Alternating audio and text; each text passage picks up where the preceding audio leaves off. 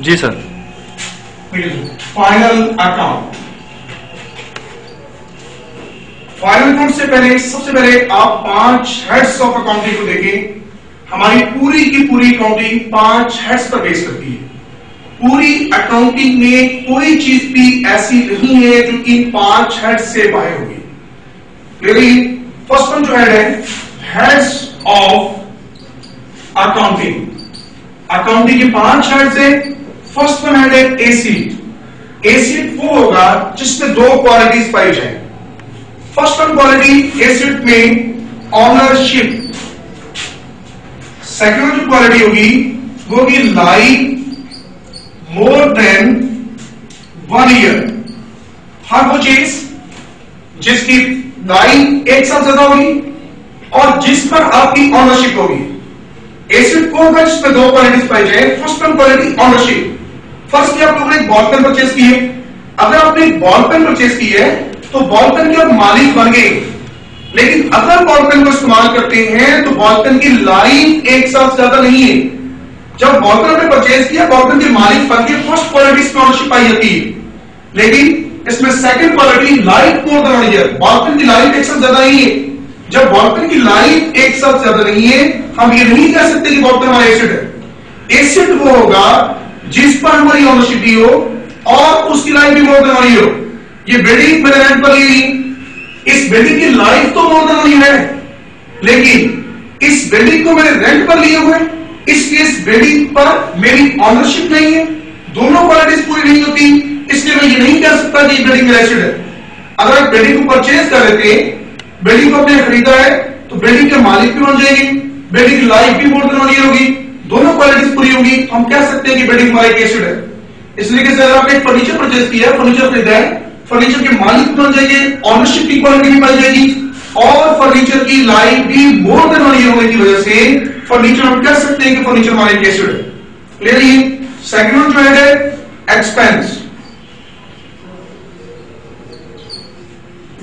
वो तमाम पेमेंट्स जिनके बेनिफिट लेस देन 1 ईयर लिए जाते हैं।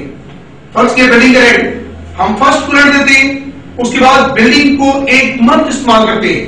जब बिल्डिंग का बेनिफिट 1 साल से कम लेते हैं, रेंट का बेनिफिट हम 1 साल से कम लेते हैं, फर्स्ट को रेंट पे किए, उसके बाद इस रेंट के इफ्स हम बिल्डिंग को 1 साल से कम अर्सा इस्तेमाल कर रहे हैं।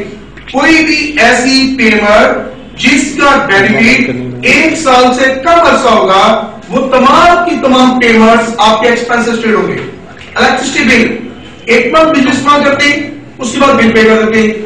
जब हम 1 मंथ बिजली इस्तेमाल करने के बाद बिल पे करते हैं, तो जो बिल पे किया होता है उस बिल का बेनिफिट हम 1 साल से कम लिया होता है। जब उसका बेनिफिट 1 साल से कम लिए तो वो पेमेंट इलेक्ट्रिसिटी चार्जेस हमारे एक्सपेंसेस होंगे।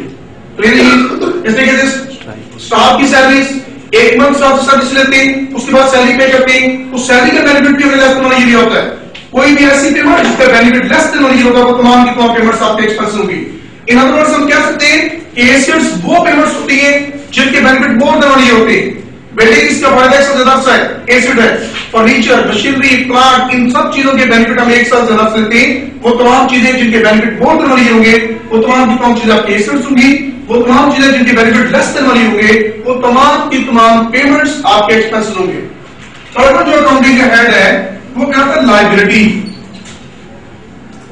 लायबिलिटी की बेसिकली मीनिंग है वो जिम्मेदारी है, लेकिन अकाउंटिंग के पॉइंट से सिर्फ कर्ज का दूसरा नाम लायबिलिटी है।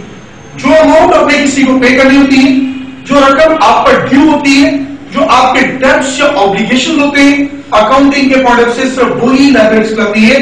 फर्ज किया आपने 5 लाख का बैंक से कर्जा लिए, वो रकम आपने बैंक को पे करनी है, वो आप पर ड्यू है, अकाउंटिंग में वो लायबिलिटी कराएगी।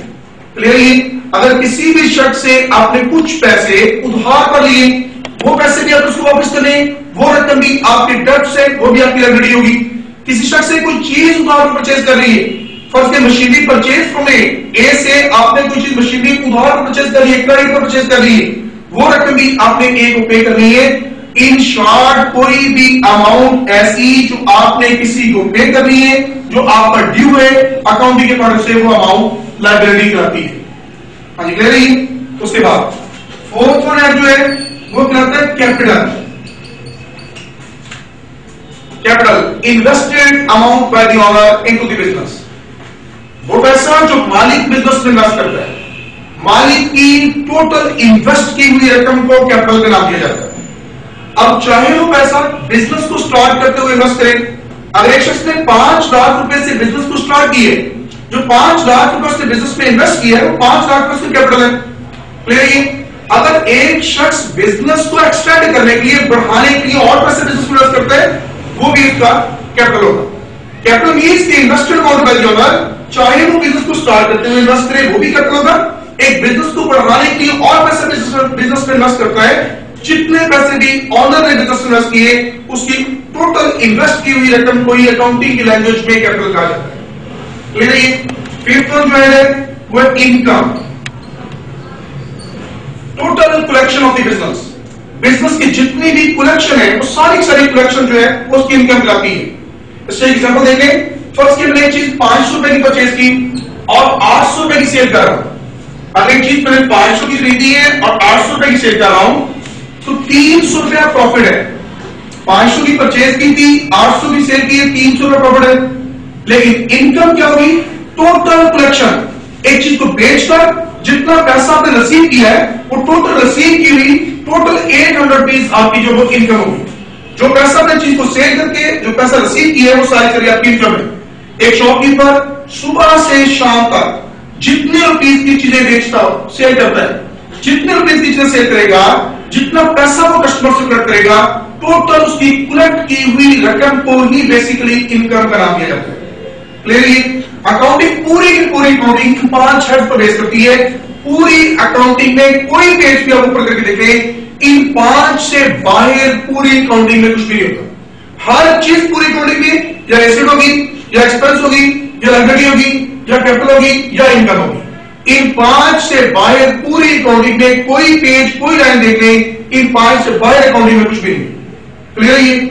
उसके बाद इन 5 हेड्स को बेसिक